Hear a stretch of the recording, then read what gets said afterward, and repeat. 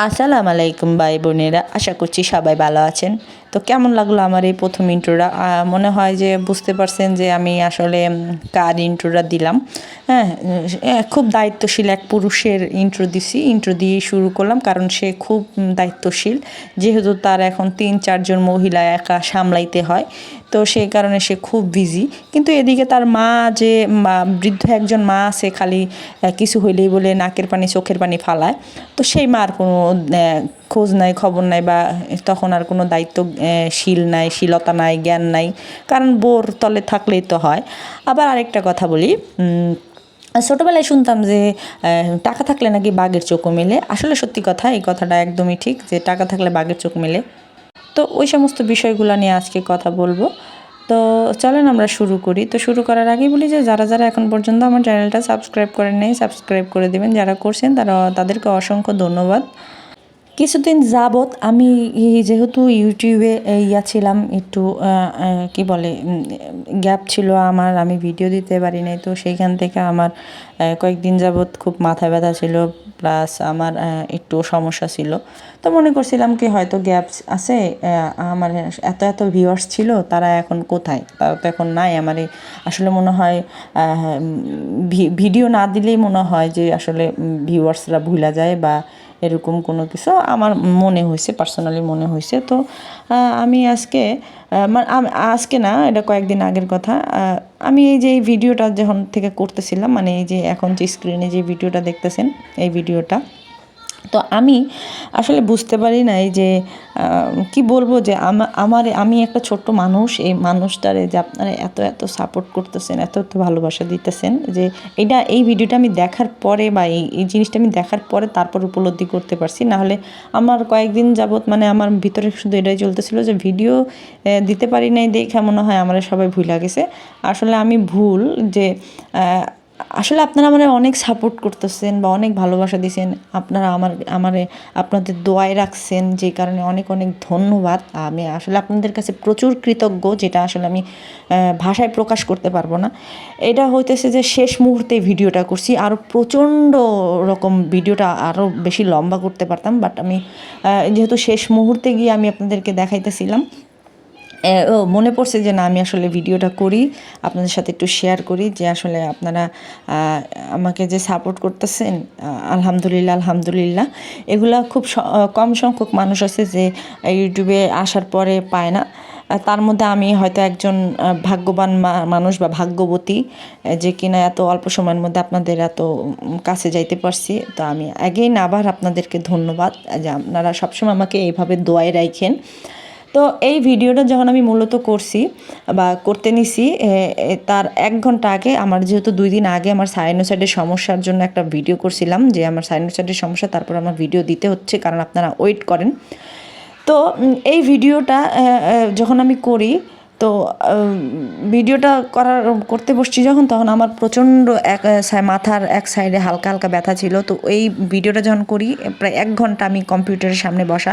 আপনারা জানেন যে আপনার যদি মাথা ব্যথা থাকে বা চোখ ব্যথা থাকে, এইসব জিনিসে বা মোবাইল, ল্যাপটপ, যেখানেই বলেন না কেন, বসলে মাথা ব্যথা দ্বিগুণ বাইরে যায়। তো আমারও সেম, লাস্টে 2 দিন প্রচণ্ড মাথা ব্যথা ছিল। তো যাই হোক, এই ভিডিওটা যে আপনাদের জন্য করছি, তো আপনারা যে আমার এত খোঁজখবর নিচ্ছেন, এই যে এত এত কমেন্ট করছেন, সেটা আমি আসলে বুঝি নাই। তো আমি আপনাদের কাছে অনেক অনেক কৃতজ্ঞ। আসলে অনেক কিছু বলতে চাইছিলাম, বাট কথা আসে না, আমি আসলে গুলাই ফেলি কথাগুলা।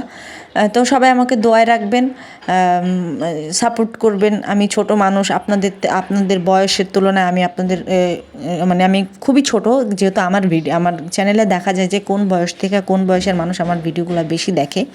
তো সেই হিসাব করলে আমি আপনাদের মানে ছোট থাকে না যে পরিবারের মধ্যে ছোট বোন বা ছোট ভাই, তো আমি আপনাদের থেকে প্রচণ্ড ছোট। তো সবাই আমার এরকমভাবে সাপোর্ট করবেন, দোয়া করবেন। সবথেকে বড় কথা, এই কথাগুলো যদি আমি বলতাম, বা মিথ্যা কথা, যদি মিথ্যা কথা বলতে পারতাম, তাহলে হয়তো এই কথাগুলো আরও অনেক সুন্দরভাবে এক্সপ্লেন করতে পারতাম। যেহেতু আমি মিথ্যা কথা আসে না আমার মুখে, আসলে মিথ্যা কথা আমি বলতেই পারি না। আলহামদুলিল্লাহ, এটা আমার একটা ভালো দিক। কখনোই আমি মিথ্যা কথা বলি না, আর প্রয়োজন ছাড়া তো বলি না, এমনিতে তো বলি না, আর আমার প্রয়োজনও পড়ে না। তারপরেও যান বাঁচানো যেহেতু ফরজ, মাঝে মধ্যে একটু হালকা পাতলা মিশা কথা কইতে হয়। তারপরেও আপনাদের যদি আমার ইচ্ছা থাকতো ইমোশনাল ব্ল্যাকমেল করা, তাহলে আপনাদের সাথে আমি একটা পিছনে একটা ব্যাকগ্রাউন্ড দিয়া, স্যাড ব্যাকগ্রাউন্ডগুলো দিয়া, তারপরে আমি আপনাদেরকে অনেক অনেক কথা বলতে পারতাম, আর এই ভিডিওটাতেও আমার হাজার হাজার ভিউ হয়ে যেত। তো যাই হোক দর্শক, আমি যেটা নিয়ে কথা বলতেছিলাম, চলেন আমরা আগাই। বাট আপনাদের দোয়ায় রাখেন, দিন শেষে একটা কথাই বলবো, তামিম ইকবালের মতো আমারে ভুলা যায় না, আমারে মনে রাখেন। তো আমি যেটা নিয়ে কথা কইতেছিলাম, যে বদারে নিয়ে, মানে সিনিয়র বদাকে নিয়ে, জুনিয়র বদা তো আছে ওটার পরের ধর্মনি। তো সিনিয়র বদা যে তার মানে খুব দায়িত্ব, তার সে নাকি ফ্যামিলির বড়, তার বোন সেদিনকে চাপা মারলো যে ফ্যামিলির বড়, দায়িত্ব পালন করতে হয়, এই করতে হয়, সেই করতে হয়। আসলেও বড় হলে খুব জ্বালা হয়, যেমন বড় দুলাভাই হইলেও অনেক জ্বালা হয়, যেমন শালিদেরকেও টাইম দিতে হয়, কারণ যেসব শালিদের জামাই নাই, সেই জামাইয়ের দায়িত্ব নিজের পালন করতে হয়, ভূমিকা পালন করতে হয়। আবার যদি এই শালা সম্বন্ধীর বউ হয়, তাহলে তো আরও কোনো কথা নেই, তাহলে তো আরও ফিরি এই গিয়ে খাওয়া টাওয়া যায়। তো এই কথা কইতাছি এই কারণে যে সে ফ্যামিলির বড় ছেলে, তার খুব দায়িত্ব, সে তার বাবা মাকে দেয়, তার এইটাকে দেয়, সেটাকে দেয়, হ্যান দেয়। অথচ এই যে কয়দিন ধরে মনে হয় 20 দিনের বেশি হবে তারা পদ্মার চর টু ঢাকায় টু পদ্মার চর আসছে। হ্যাঁ, তো তাদের যে বাড়িতে একজন বৃদ্ধ মা আছে, বা না কি বলে, খাটাস নাজমা বেগম আছে, তো সে তার মাকে পর্যন্ত ভুলা গেছে, কারণ তার যেহেতু অনেক দায়িত্ব, তার দায়িত্ব হইতেছে গিয়ে যে বেডি কাপড়ের নিচে বসে থাকা দেখা যে কে কোন ভাবি কি রান্তাছে, হে আজকে রাঁধছে, হে আজকে ভাবি আইছে, হে আজকে শালিদের নিয়ে মজা করলাম, হে তারপরে আজকে ঘুমাইছি শালিকে নিয়ে, হে এরকম টাইপ কথাবার্তা। তো সেই লোক তা কীভাবে পারে যে তার মাকে এই 15-20 দিন একলা বাড়িতে একলা রাইখা আসতে, তা মানে একটা তো বুকও কাঁপে যে কিরে, আমি একলা বাসায় রাইখা আসছি, এই মাটা তো আমার একলা রইছে।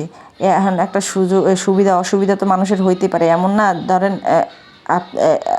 করছে, অসুস্থ হয়ে গেছে, ঘরের মধ্যে চিত্তরে মইরা রইছে, আশেপাশের মানুষ কেউ জানলো না।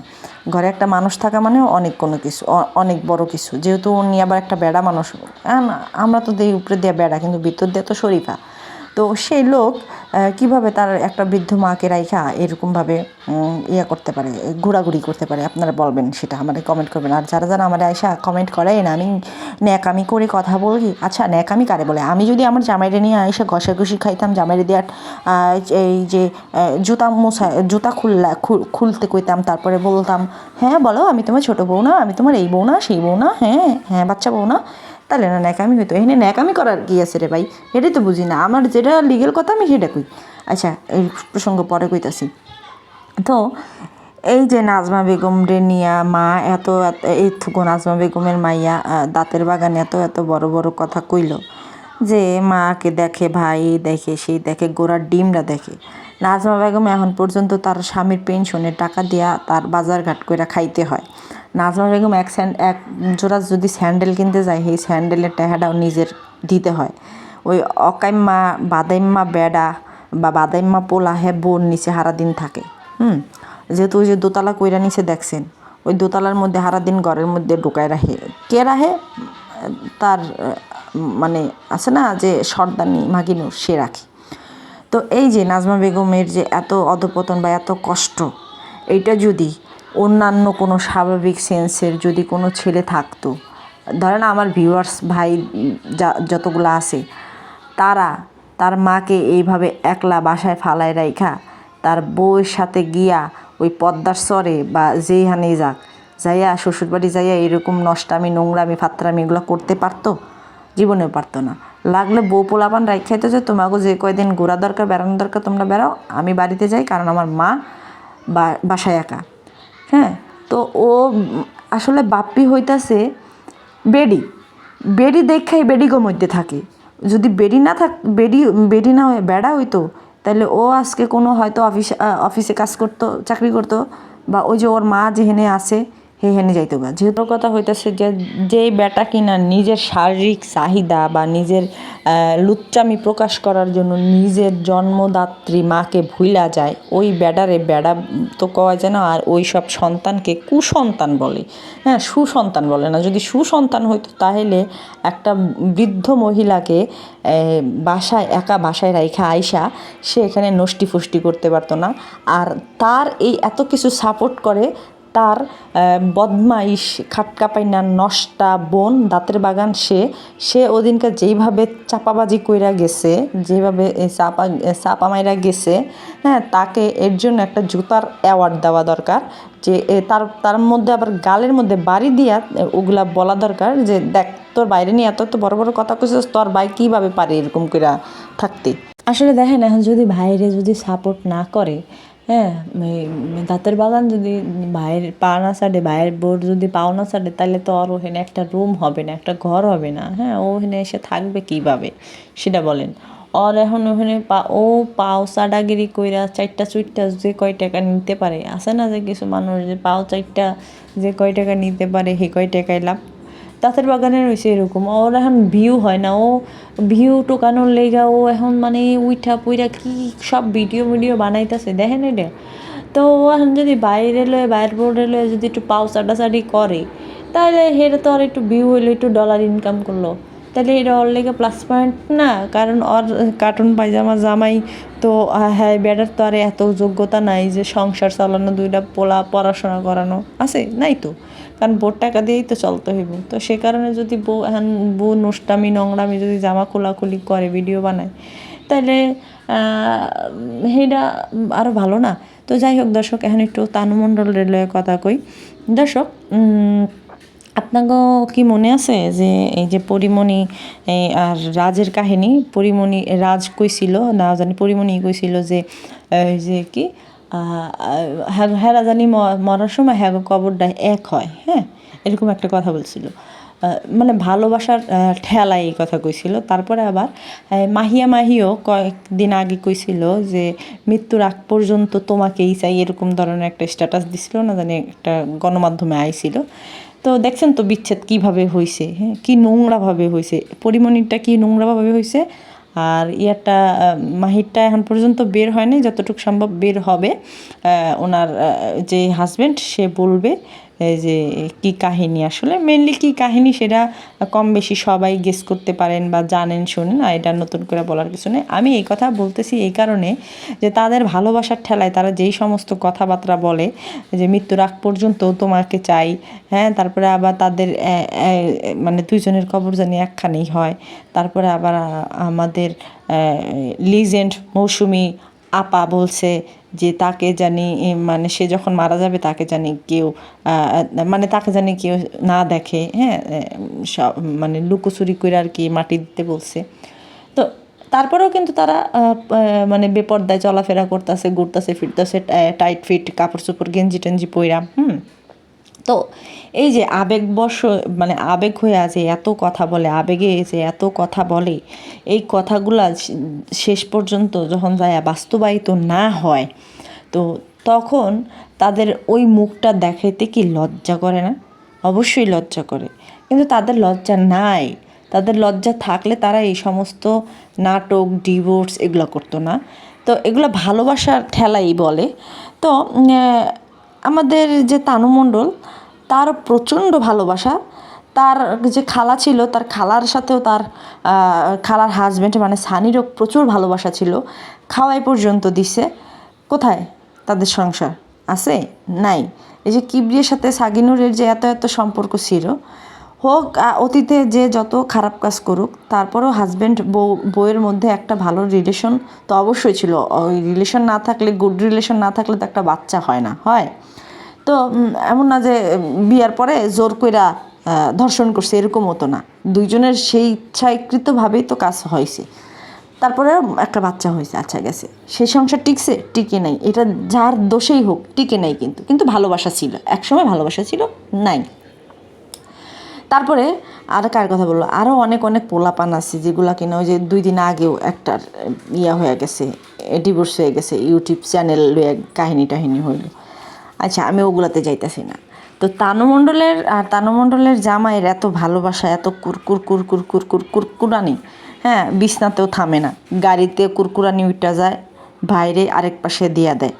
তারপরে জামাইয়ের জুতা, না থুকু, জামাইয়ের এতদিন দেখছি আমাদের মা চাচিদের দেখছি যে বা আমরা নিজেরাও করি, যে করি না এমন কোনো কথা না, তারপর আমাদের মা চাচিদের মতো আমরা এতটা করি না বা পারি না, হয় না, করতে পারি না আমরা।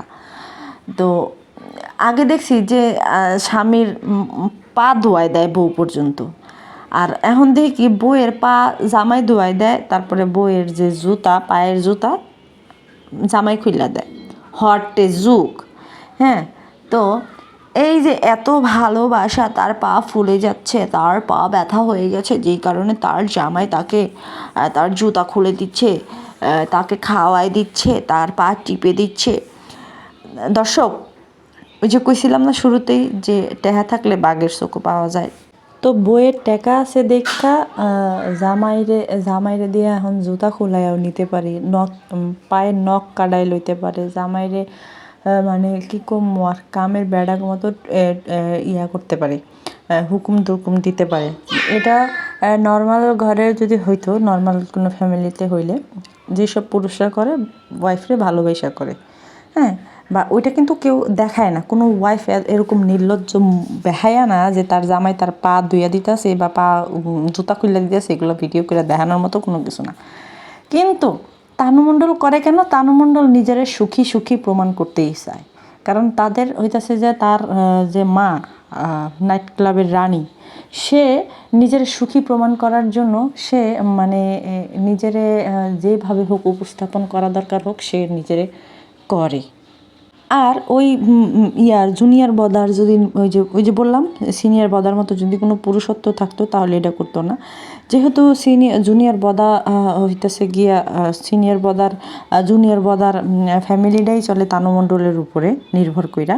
তো সেই ক্ষেত্রে তানু মণ্ডলের যদি একটু সেবা যত্ন না করে, তানু মণ্ডল হইতেছে ওর কাছে সোনার মানে হাঁসের কী বলে সোনার হাঁস, মানে ডিম পাড়ে। তো এর জন্য তানু মণ্ডলকে নিয়ে এত কুতুকুতু লুতুপুতু এই সেই। একটা কথা বলি, যে মানুষ শ্বশুর বাড়িতে যায়, নানা শ্বশুর বাড়িতে যায় বা দাদা শ্বশুর বাড়িতে যায়, যেখানে যায় গেলে কিন্তু সেই পুরুষ মানুষটা নিজের পকেটের টাকা দিয়ে যায় বা কোনো কিছু নিয়ে তারপরে যায়, মিষ্টি মাষ্টি ফল ফ্রুট চা নেয়, পান সুপারি সব কিন্তু নিজের টাকা দিয়ে নিয়ে যায়। তো তানু মণ্ডল গতকালকে যে এই 3,000 টাকার 2800 কত টাকার জানি মিষ্টি কিনছে, মিষ্টি দই এটা সেটা কিনছে, সেই সম্পূর্ণ টাকাটা কিন্তু তানু মণ্ডল নিজের টাকা দিয়ে কিনছে। সেইখানে জুনিয়র বদার যদি বলেন যে চাইটা না, সেটা নাই, কারণ সে 3,000 টাকার মিষ্টি নিবে ভাই কীভাবে? যাদের সংসার কিনা 5,000 টাকায় কাভার হয়ে যায় মাসে, তারা 3,000 টাকার মিষ্টি নিবে? আপনার মাথা কি ঠিক আছে?